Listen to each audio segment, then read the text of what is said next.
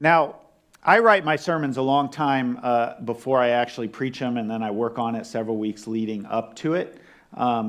But this morning, as I was working through this, I couldn't help but see the parallels in this story, between this story and one that's happening in the news right now with the death of Nolan Wells on Horn Island.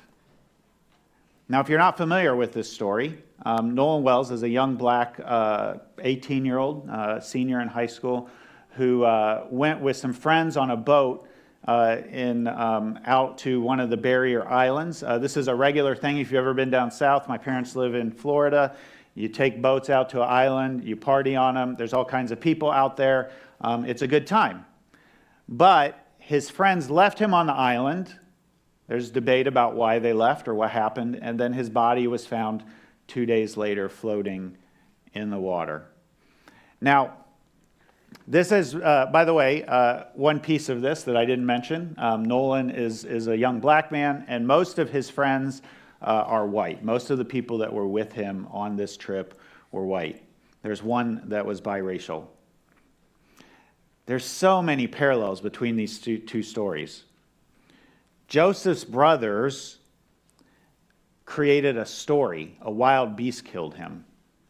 Nolan's friends say he stayed behind with a young woman that he met on the beach.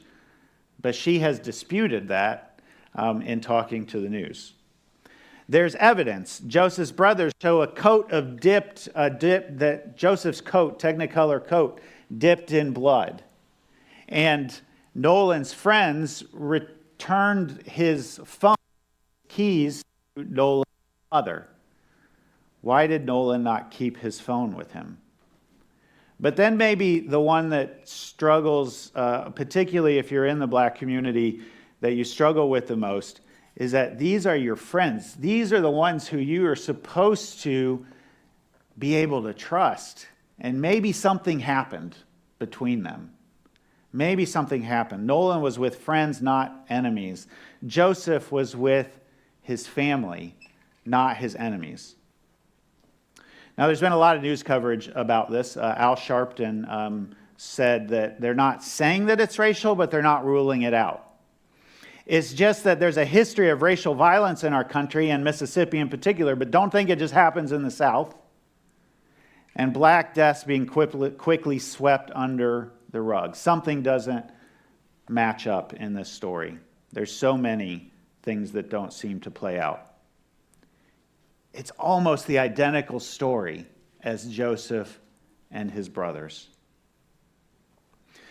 Now, the story of Joseph doesn't end there. It takes a turn. We don't know where the story of Nolan Wells is going to go yet. There's an active investigation going